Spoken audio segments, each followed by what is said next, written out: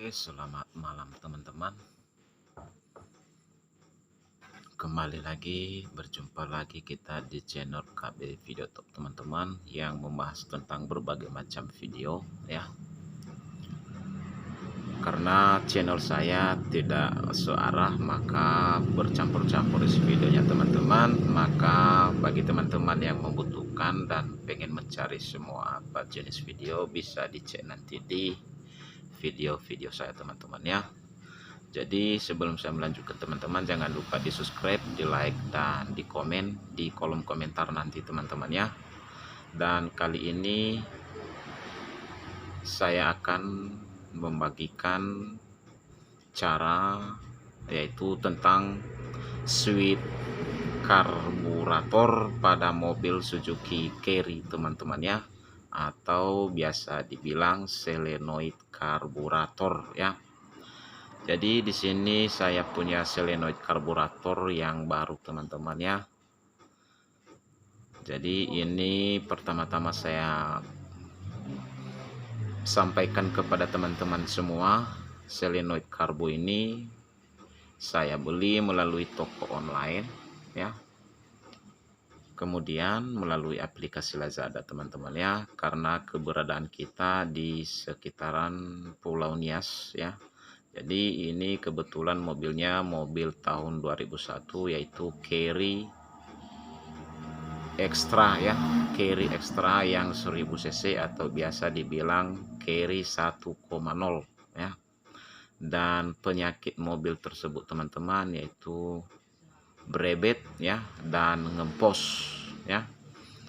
Jadi intinya saya beli ini solenoidnya teman-teman karena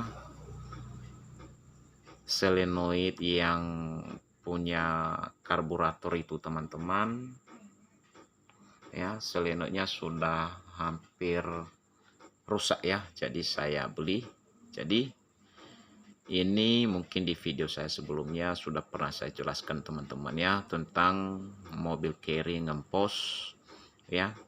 Dan ketika kita gas dengan kencang atau kita gas dengan kuat sekaligus, maka ngemposnya tidak ketahuan. Jadi kalau saat kita gas dengan pelan-pelan, istilahnya start kita gas mulai dari RPM rendah menuju RPM tinggi, nanti kalau gas pelan dia teman-teman, di saat gas menuju tengah gas dia akan berebet, seakan-akan minyak tidak masuk ya.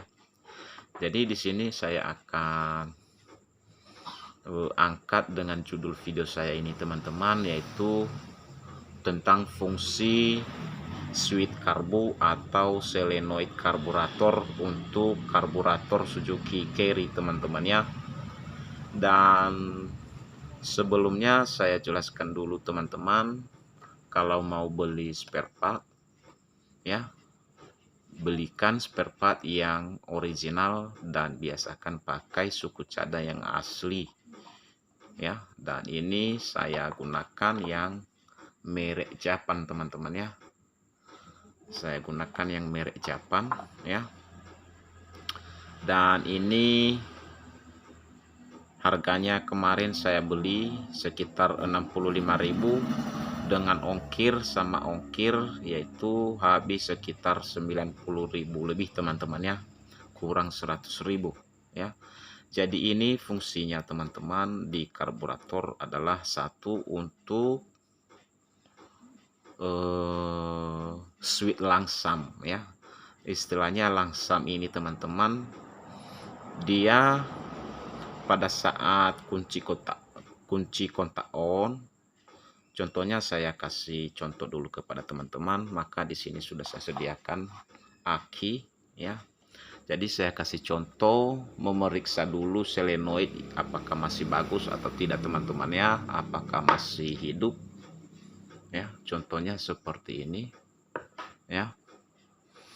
Ini yang positif saya arahkan di kutub positif baterai, dan yang negatif saya arahkan di kutub negatif baterai ya.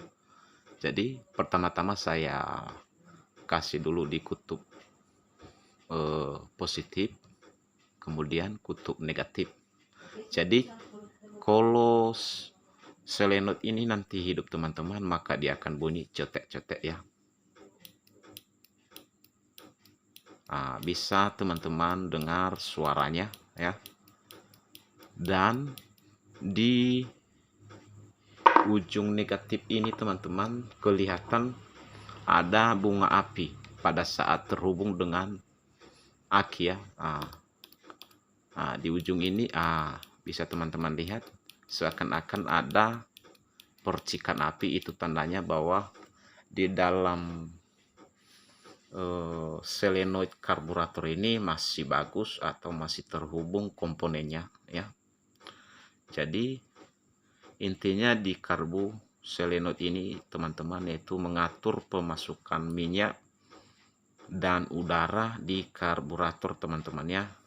Jadi pada saat RPM rendah dia mencampurkan bahan bakar dengan udara.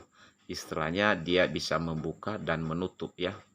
Itu fungsi utama dari selenoid karbo ini teman-teman ya. Jadi fungsi lainnya juga teman-teman, fungsi keduanya pada saat RPM tinggi dia akan membuka teman-teman ya. Dia akan membuka, contohnya dia terhubung seperti ini ya. Kita hubungkan dulu. Pada saat dia terhubung seperti ini teman-teman, dia menutup ya.